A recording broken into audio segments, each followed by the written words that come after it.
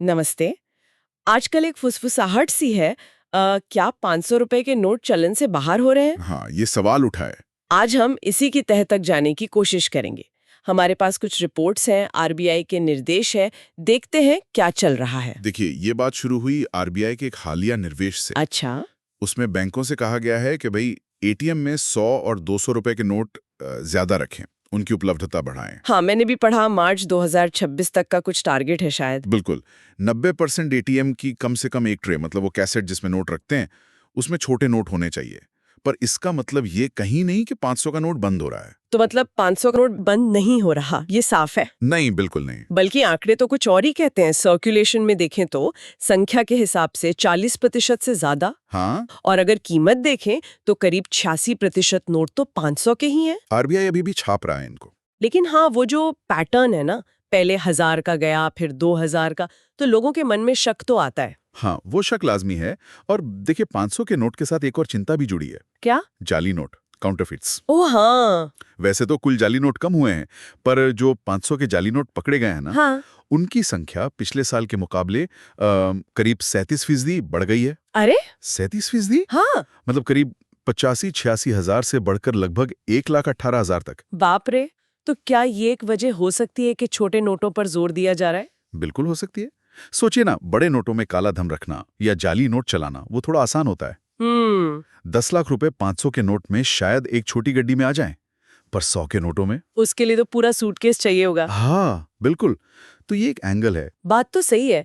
मतलब जाली नोटों और शायद काले धन पर रोक लगाने की कोशिश। लेकिन इस कदम की कीमत भी तो है ना? कीमत तो है। जैसे छपाई का खर्च। Printing cost. हाँ, एक 500 का नोट छापने में शायद कितना, 2 रुपए 30 पैसे लगते हैं। लगभग उतने हो। और 100 के नोट में 1 रुपए 77 के करीब। तो इसका मतलब हुआ कि अगर आप एक 500 के नोट की जगह 500 के नोट छापते हैं, तो खर्च बढ़ गया। तो खर्च तो लगभग 4 गुना हो गया, 8 रुपए से भी ज्यादा। हाँ, बिल्कुल। और ये सिर्फ छपाई की बात नहीं है। अच्छा, और क्या है? छोटे नोट जल्दी खराब भी तो होते हैं, फटते हैं, मैले होते हैं। हाँ, ये तो है। तो उन्हें बार बार बदलना पड़ता है, रिप्लेस करना पड़ता है। और इसी वजह से आरबीआई का जो कुल नोट छपाई का खर्च है, वो पिछले 4 साल में 2300 करोड़ रुपए से ज्यादा बढ़ गया है। ओ, 2300 करोड़ ये तो बहुत ज्यादा है। और फिर एटीएम वाली दिक्कत अलग। हाँ, वो एटीएम वाली बात। ज्यादातर मशीनें तो 500 के नोट के हिसाब से बनी हुई हैं। एग्जैक्टली। अब उन्हें 100 या 200 के नोटों के लिए बदलना मतलब रिकैलिब्रेट करना। उसमें तो टाइम भी लगता है और पैसा भी बहुत। 2018 में जब वो नया वाला 100 का नोट आया था ना, हाँ हाँ। तब देश के करीब 2.4 लाख एटीएम को बदलने में लगभग 1 साल लग गया था। 1 साल? और खर्चा आया था करीब 100 करोड़ रुपए का। बाप रे। तो ये दोबारा करना पड़ेगा। हाँ, अगर छोटे नोट ज्यादा चलाने तो करना पड़ेगा। और सोचिए, अगर एटीएम में ज्यादातर छोटे नोट होंगे तो वो जल्दी खाली हो जाएंगे। बिल्कुल, उन्हें बार बार भरना पड़ेगा। जिसका मतलब है ज्यादा लॉजिस्टिक्स, ज्यादा गाड़ियां, ज्यादा सिक्योरिटी। यानी और ज्यादा खर्चा। और इन सब का असर आखिर में आम लोगों पर भी तो पड़ेगा। हाँ, यकीनन। वो एक टर्म है ना इकोनॉमिक्स में, शू लेदर कॉस्ट। हाँ हाँ, शू लेदर कॉस्ट। मतलब पैसे निकालने और संभालने में जो एक्स्ट्रा टाइम और मेहनत लगती है। सही। नोटबंदी के टाइम दिल्ली में एक स्टडी हुई थी। उसमें पाया गया था कि लोग महीने में पहले शायद 6 बार एटीएम जाते थे, वो बढ़ के 16 बार हो गया था। ओहो। और इसमें हर महीने औसतन 10.5 घंटे ज्यादा लग रहे थे लोगों के। 10.5 घंटे सिर्फ एटीएम जाने आने में। हाँ, तो अगर 500 के नोट आसानी से ना मिले तो फिर से वैसी ही दिक्कतें आ सकती हैं। जेब में नोटों की मोटी गड्डी लेके घूमना, दुकानों पर छुट्टे की किल्लत। ये बात भी है। और एक और पहलू भी हो सकता है इसका, क्या? कि शायद ये नकदी को, मतलब कैश को, हाँ, थोड़ा कम सुविधाजनक बनाने का तरीका हो। ताकि लोग डिजिटल पेमेंट ज्यादा करें। हाँ, हो सकता है इनडायरेक्टली, क्योंकि डिजिटल लेन देन ट्रैक करना आसान होता है। और यूपीआई तो वैसे भी कमाल कर रहा है, महीने में 18 अरब लेन देन। हाँ, वो तो है, रिकॉर्ड है ये।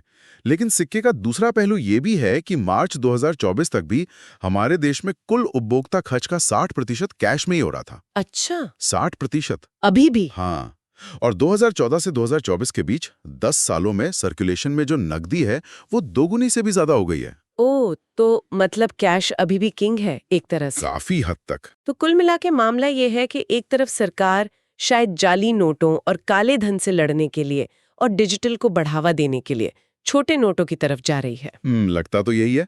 लेकिन इसकी एक भारी कीमत भी चुकानी पड़ रही है। छपाई का खर्च, एटीएम बदलने का झंझट और आम आदमी की रोज की परेशानी। हाँ, ये एक तरह का ट्रेड ऑफ है, एक संतुलन बनाने की कोशिश। पर यह सवाल जरूर उठता है क्या? कि क्या अर्थव्यवस्था में स्थिरता ज्यादा जरूरी है या फिर इस तरह के लगातार बदलाव, भले ही उनके पीछे इरादे अच्छे हों। ये सोचने वाली बात है। क्या बार बार नोटों में बदलाव करना ही सही रास्ता है या अर्थव्यवस्था को थोड़ी शांति की जरूरत है? इस पर विचार जरूर करना चाहिए।